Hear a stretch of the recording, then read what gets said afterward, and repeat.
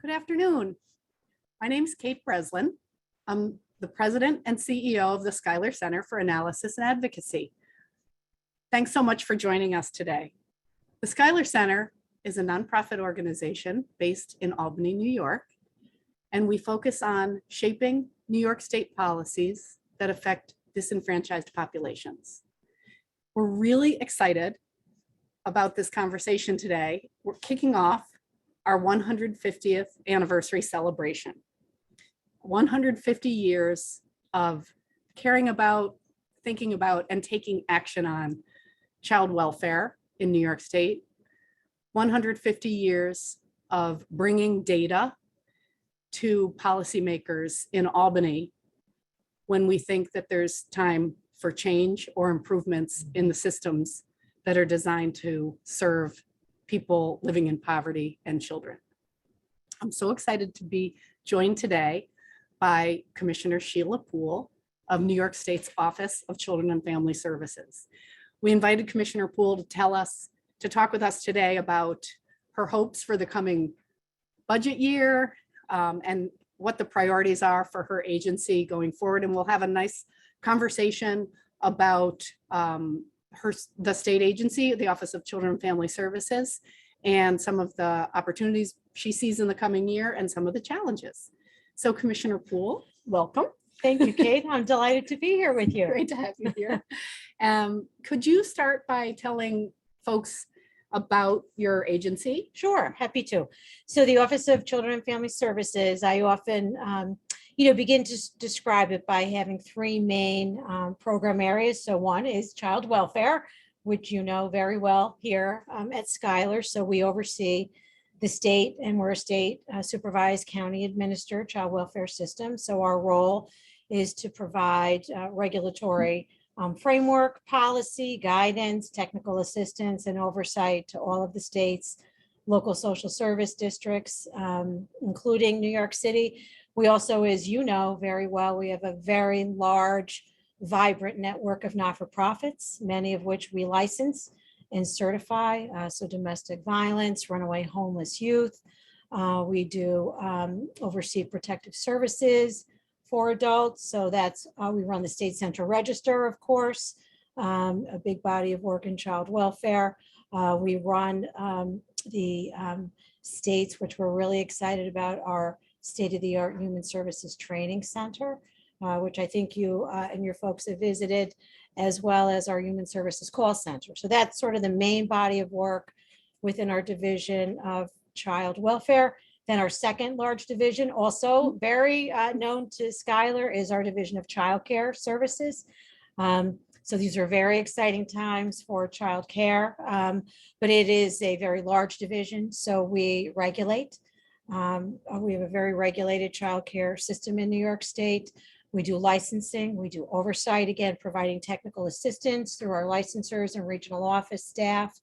And then the third big program area is we also directly run, this is the only directly run service, our state's juvenile justice system. So as you all know, we implemented Raise the Age a few years ago. So that has meant tremendous changes for us. As well. Can you explain what that is for folks who may not? Sure, of course. We do use our acronyms, don't we? So Raise the Age of Criminal Responsibility. So we passed historic legislation back in, 2017, that really raised the age of criminal responsibility. Again, the whole idea was that young people, right, because of brain science and research, we know make mistakes, sometimes very serious mistakes, but they are mistakes that should not commit them to a throwaway life in prison without being given the opportunity for trauma-informed care, for clinical care, for vocational opportunities, and to really be in a system that is intended to be serving young people and not being housed in an adult correctional system. So that meant tremendous changes here for us in New York. So we run the state's residential system. We also have a very robust aftercare program. When young people leave our programs, the goal is to help them reintegrate back in the community, get back in school, get jobs, those kinds of things.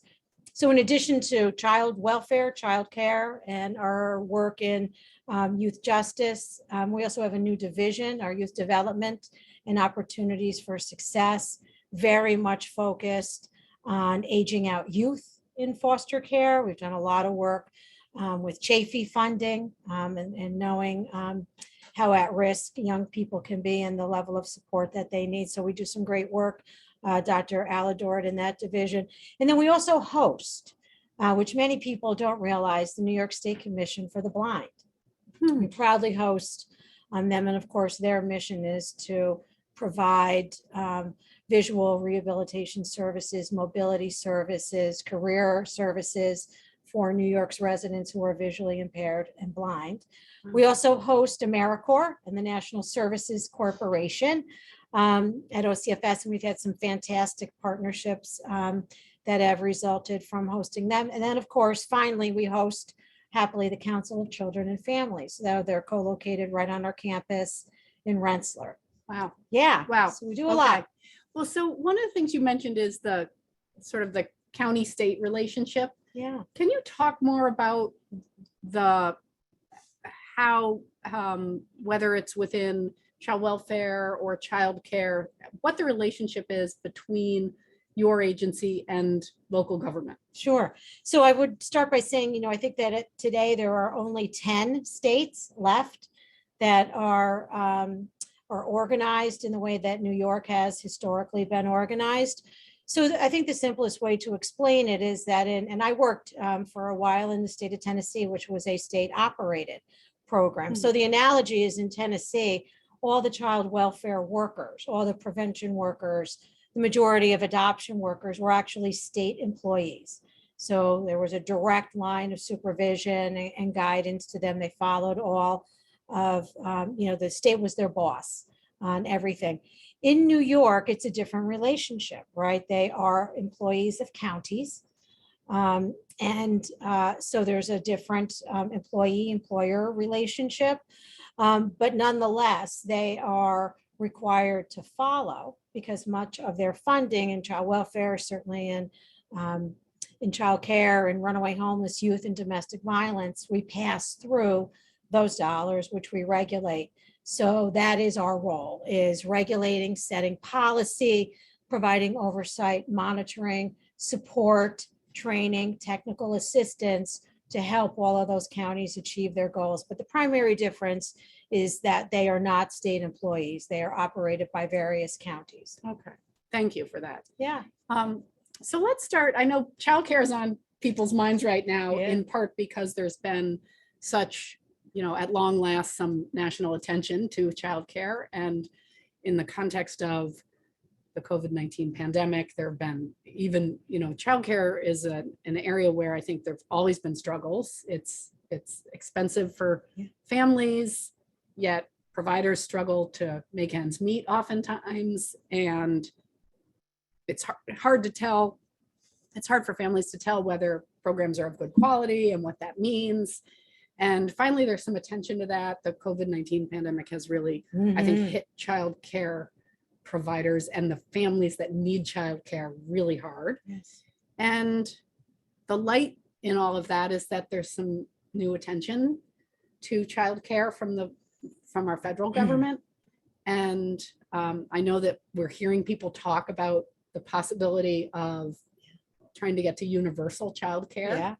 Yeah. So can you talk about that? Oh, that's a lot. We could spend an hour Yeah. on that alone. Kate, I couldn't agree more. I think this is the moment in our nation, not just in our state, but in our nation, to finally address what have been, to your point, some longstanding challenges on both the supply and demand side for childcare. So, just to start for a moment, I think there's a lot to be said about the impact of the pandemic on our childcare industry, like so many industries, but certainly childcare, at one point in the pandemic, we had about 37% of the state's childcare programs, completely shut down. And of course, people were also working from home, but it really decimated our programs, and that was certainly true statewide and nationally. And so, in recognition, right? That we knew once we rebound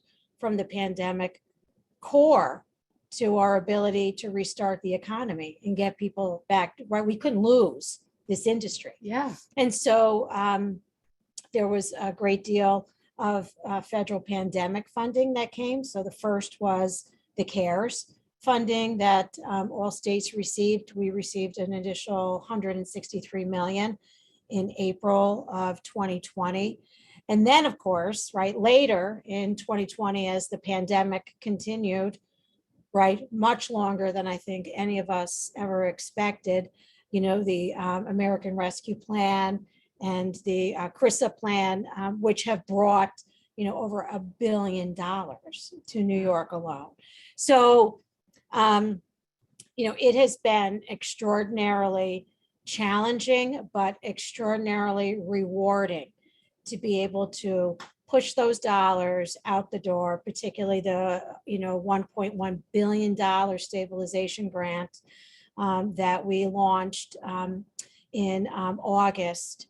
And this really easy to apply for portal that gives, you know, there's eligible, about 18,000 eligible providers, 6 months worth of a predictable grant amount to help them keep the lights on, help support their workforce, which we could talk a lot about workforce, help them pay any utility arrears, right? Because they weren't getting revenue in, you know, during the pandemic. So, so we are absolutely seeing, you know, seeing enrollment begin to increase. It's been slower than any of us had hoped.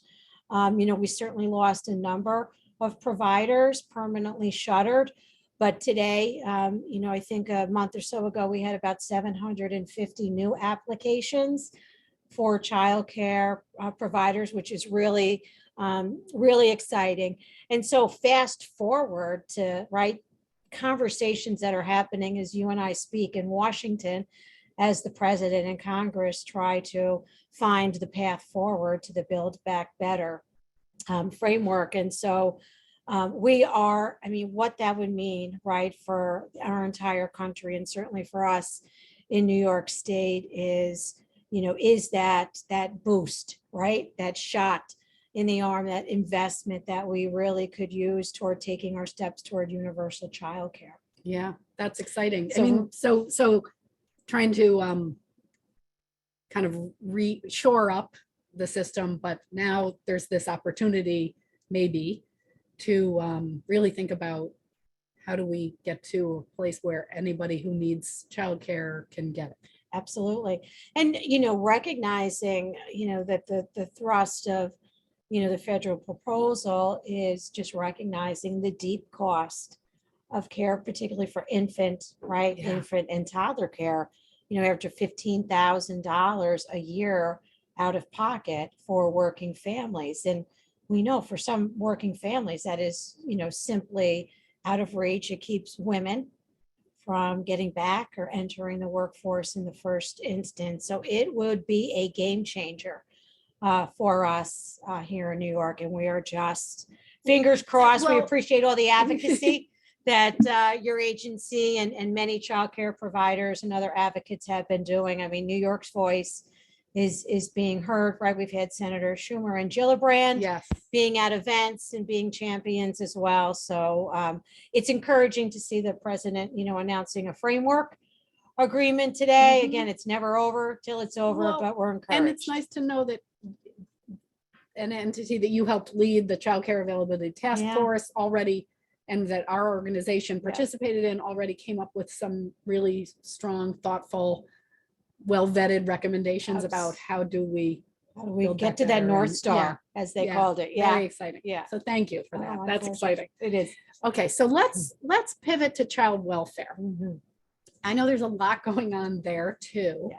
And that New York is implementing some pretty significant changes that were made at the federal level. Yes.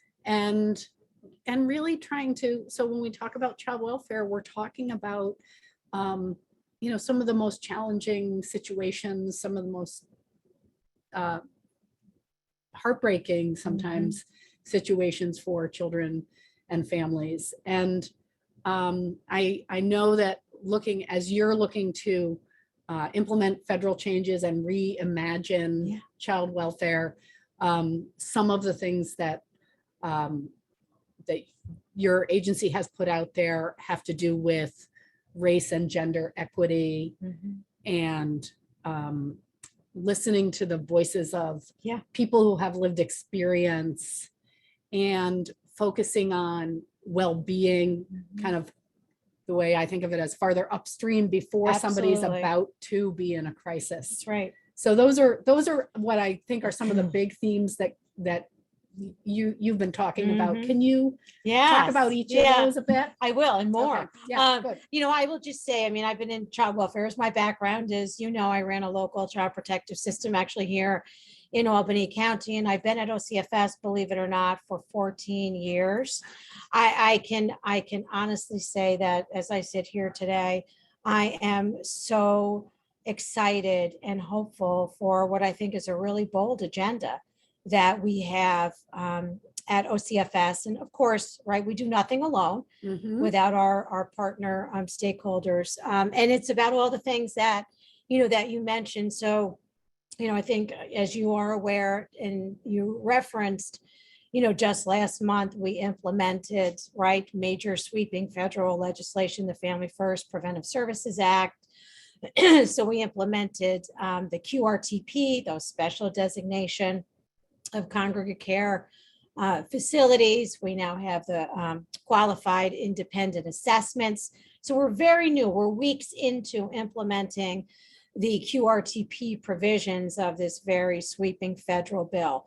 But this bill also, said to states, we're going to allow you to use Title IV dollars, which is a major funding stream, right, previously reserved only to pay for care and maintenance in congregate care, to open it up and use it for prevention services.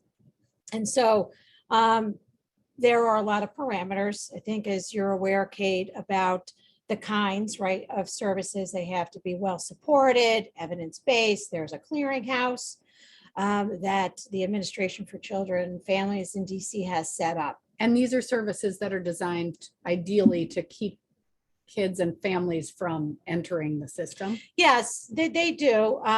So I think, there is a belief, certainly at the core of Family First, that we need to be really making sure that we're spending dollars on models and practices that are effective and have been proven to be effective. And I think conceptually that makes a tremendous amount of sense. But by the same token, we all know that historically our child welfare system, whatever dollars we had, we put into actual services and not really evaluation, right? So we're sort of way behind in having good evaluation of some of the models and practices that have long been part of the fabric of child welfare.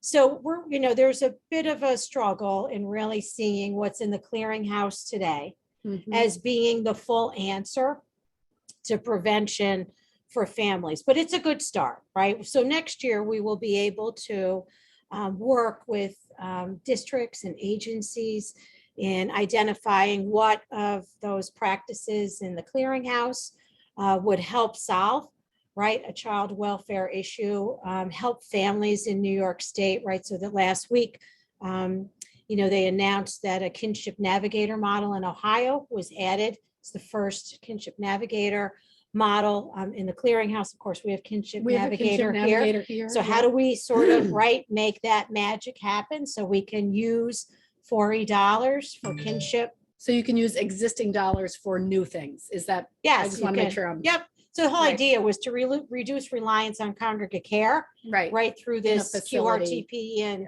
right, more rigorous oversight of that, and then shift your dollars, your $40. It's not quite that simple financially. There's always these little subpart B's and C's when you get through the federal statute that raise all kinds of other issues. But that aside, we're taking this opportunity at OCFS we now have our draft prevention plan out, right, to our stakeholders to review, to say that's great.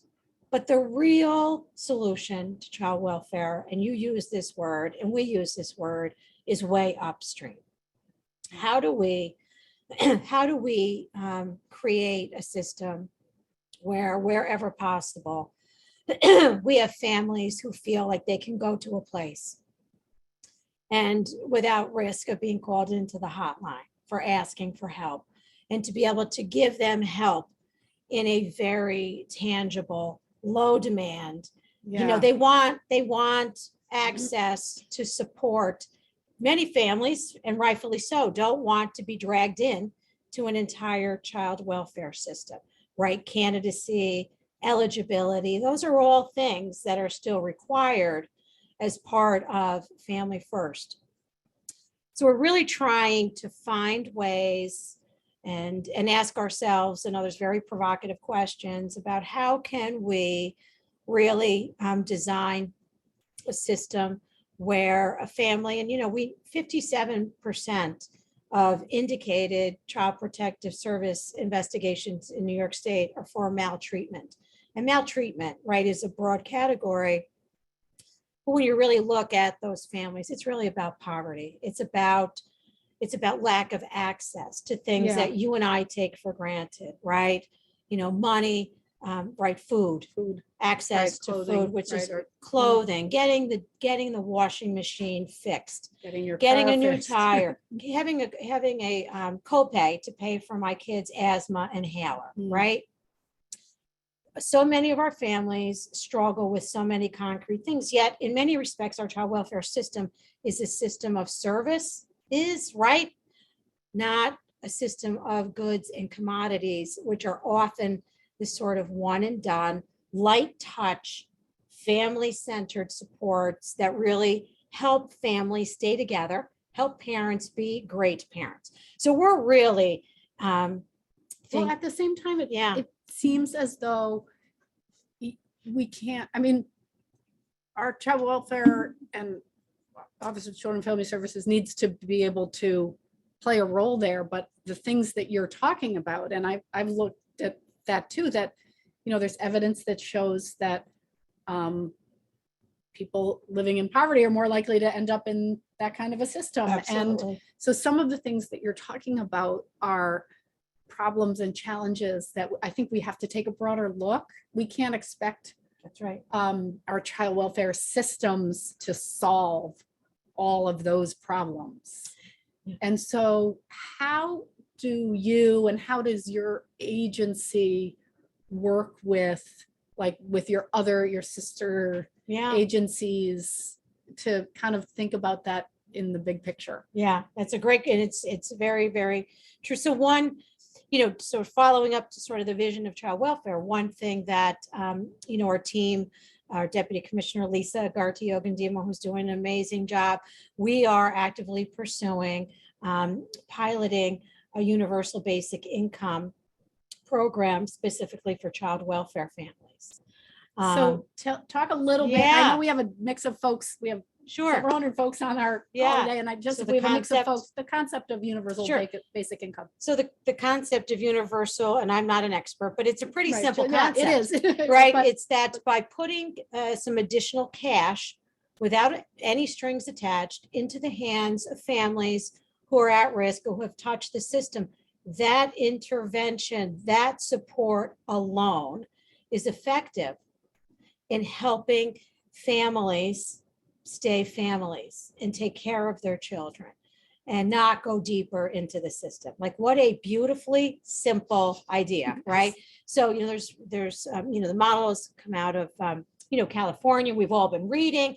Now the whole country is lit up on fire. My goodness, right? Why wouldn't we try this out? So we are trying it out, again, with child welfare families. So we're working with the University of Pennsylvania, who's done a lot of the UBI research in the states that have done this. We're working with the center who does universal basic income research.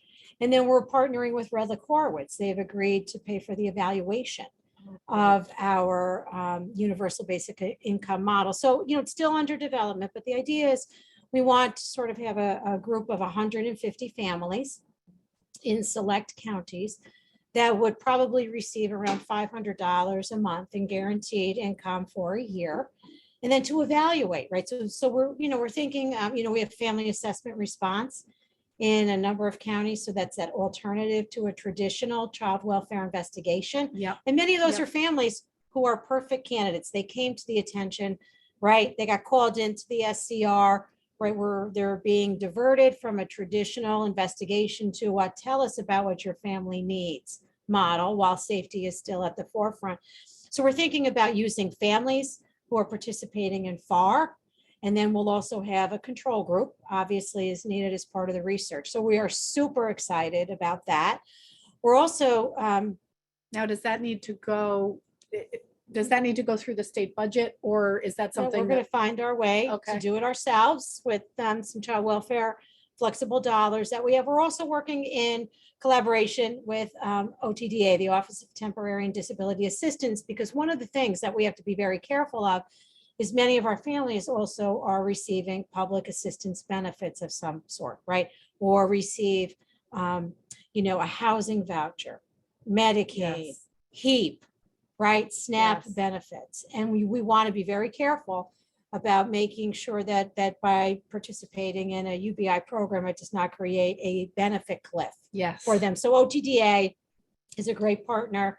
We're working with them on making sure wherever possible, we can have waivers in place so that families are not compromised in that way at all. So that's one example of a partnership with another state agency.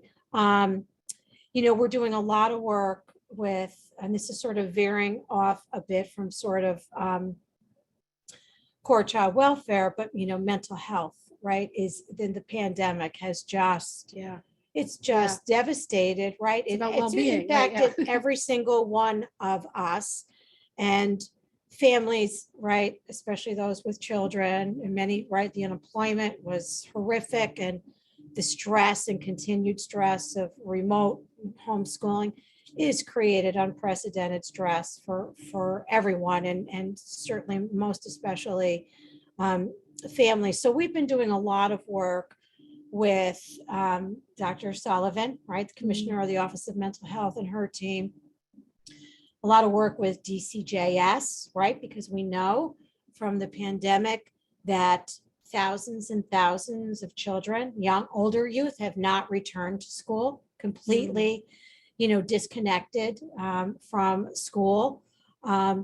We're working with Chancellor Rosa At the state education department, Commissioner Rosa, and she's been a great partner because the schools, right, we don't want families, right, who are struggling called into the SCR for ed neglect. And so we've been working throughout the pandemic and now again together as a group of commissioners, state level commissioners, with local departments of social services and superintendents throughout the state. And so in the end of November, we're going to be doing a couple of our WebEx. It's sort of the 4 state level commissioners, the superintendents, the BOCES, because they need help, right? The school districts are where kids spend the majority of their time. And we know the strain that they've been under. So we're going to try and do our best to engage and see what can we do from a state perspective to help them, deal with mental health issues that are impacting kids, right? Yeah. That are back in schools, et cetera. But at the bottom line, the point that you made, Kate, is so true. And it's always been the challenge in child welfare is getting really great partners who can partner and are willing to partner with our child welfare system. But I feel really good about what we have going. Well, yeah, I think it's so, I think often, especially with an agency like this, where unfortunately folks have fallen through the cracks in so many other places. Absolutely. And so many times our systems at the state level aren't talking to each other. So it's exciting to hear that. Yeah. It's about.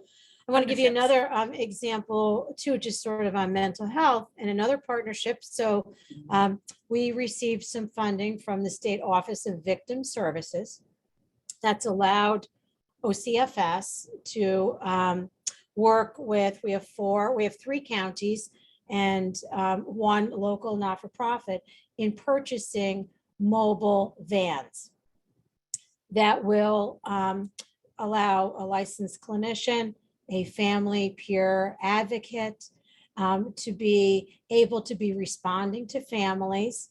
And this is complementary to what OMH is doing with their ACT teams and the Mhm. mobile crisis teams, but really trying to bring mobile support to so many families, particularly in rural areas of New York State, who don't have access to services in that moment. So we're trying this idea of really, expanding access, knowing transportation, knowing the rural access issues that so many of our families have.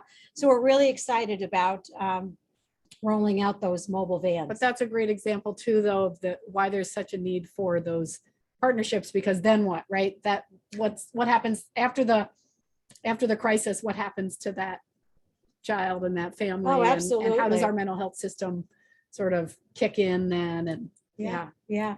So a lot of, this is why I loved your invitation, because these are the kinds of things that we're aspiring to do, that we are doing. We're talking also about, so many families are called into our state central register, but they don't rise to the level Mhm. of us being, but someone was concerned enough about that family. So how do we Yeah. use that moment instead of just Yeah. saying we're not able to accept that report because it doesn't meet the legal threshold, to how do we use that as an opportunity to engage with the family and say, and again, there's complexities with confidentiality, but Mhm. how do we figure those things out and turn them into real opportunities to try to bring some support to families? Right.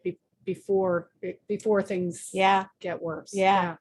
Well, so I'm so excited about a lot of this stuff, and I'm excited about the universal basic income. And I want to mention we've been really working similarly, although the universal basic income, were it to become Universal, ultimately right. universal, Yeah. would be, I think, even stronger, but on strengthening New York State's child tax credit to make sure, Mhm. the way it's structured gets at those most in need, because oftentimes the way those policies are structured, they don't kick in until a higher income level, when really it's sometimes our lowest income folks that need it. And also New York's child tax credit presently excludes children under 4. So it doesn't make any sense, but we're really excited about the possibility of, this being the year where there's some attention to that, because as you noted, there's data that show the child welfare implications when there's not Without enough question. resources in the house, and the other kinds of negative implications. Mhm. So one thing we touched on a little, and I just want to go back to, because I know there's a lot of interest in issues related to racial equity. And we know that there are gross racial inequities in our child welfare system kind of at every step of the way. And honestly, we know that there are gross racial inequities in outcomes across our systems, in health, and in really everywhere. And it has to do with, longstanding inequity. Yeah. And I know you're taking some steps to try and play a role in alleviating that within child welfare. So can you talk a bit about how that's going, and how do you know, how do you measure success? Yeah. So, I think, I would word it a bit more strongly. I think we at OCFS view it as an imperative that we finally, and there's themes of how this is playing out in the conversation we just had about, the ultimate goal is to prevent those, as you point out, just dramatic, long-standing, previously, unsolvable issues around race equity in child welfare. The goal is to keep families from touching the child welfare system in the first place. And it all goes back to, how do we help families at that first sign of distress and in a way where we give families what they need and that they feel safe, coming back to us. So that's the first answer. The second answer is clearly, there's a lot of work we're all doing individually and at OCFS and with our partner agencies around really, really, really understanding what bias is, what white supremacy is, what creating an anti-racism agency is. And that's not something you do in 6 months. If you're doing it right, it takes a lot of very deep, difficult conversation and reckoning of harm. So we At are all levels. Yeah. at every single level. And I could tell you myself and my senior executive staff are engaged in that very difficult, but absolutely necessary process. And so we also know that there's bias, right? Everywhere. The idea of implicit bias is sort of, no mystery anymore, right? So we are doing a lot of work on doing implicit bias training for ourselves, for our workforce. We're offering it, we'll be offering it more broadly. So training and awareness of all those things, and not just anti-bias, that's one piece, right? But really understanding structural racism, microaggressions, all these things that I would never have even articulated 3 years ago are now things that we are all learning about and figuring out how do we really do that well. The other part is that we have to try and guard against in a very intentional way in places in our child welfare system where there's power in decision making, right? So one of the things that, as you know, that we've implemented statewide after piloting it was the blind removal process, right? So the most powerful place in a child welfare system where there's a removal of a child or children from his or her parent. So we are now requiring every county in the state of New York, again, including New York City, in following a protocol in making sure that we are redacting and blinding, right, information that biases decision-making and who gets removed and who doesn't. So the counties are now all working on implementing that practice. Of course, to your question, how do you measure that? Our data will immediately tell us, right? Of the kinds of kids who are entering care. We know we have shared with counties for many years, but even more so, more precisely in recent years, much more very specific data around racial disparities in removals, in lengths of stay in foster care, et cetera. Another, I think, dimension of an equity lens is policy. So we at OCFS, as we are issuing policies and regulations, how are we applying a race equity lens? How are we using our youth advisory board, our parent advisory board to be a sounding board for looking at our draft policies and proposals before they go out to the field? So those are some examples of things that we're doing. Wow, great, good. So one thing that you and I have talked about that's kind of specific, but I know it's risen recently. There's been a lot of attention to an increase in gun violence in New York, in many areas in New York, among young people. Actually, there's been an increase nationally. Yeah. And that there have been some people suggesting we need to kind of scale back on what you mentioned earlier, which is raise the age, the important policy changes that were made several years ago that try to treat kids as kids. Yeah. And we're concerned that people will think that raise the age actually has something to do with the increase in gun violence, and because there are people saying that. Oh yeah. And the data show that that's not the case. Right. So can you talk a bit about that? Sure. So, I think it's sort of just always the reflexive reaction, right? When we have these sort of social issues, is point to a progressive law that was changed for all the right reasons and with all the correct intention. it is, for me, it's a non-starter to think about undoing raise the age. The question on the table is, where else have we failed through our investments in young people, in communities? Where has harm been done to those communities of color? How do we support those communities in building back respect, local capacity for services? When you talk to folks in communities, I was out, I had the privilege of sitting in on some of the gun violence roundtables this summer down in Brooklyn, out in Rochester, here in Albany. And, when you speak to the local clergy, when you speak to the local, and I mean hyper local providers, the things that they need are, again, very similar to the kinds of things we talked about what do families need, those light touch services. Young people need things to do to keep busy. They need access, to things that give them hope for a future, right? Because a lot of this gun violence and the gun, right, having the gun isn't because there's an absence of a future. There's an absence of hope in believing that I have a future besides running with my gangsters, right?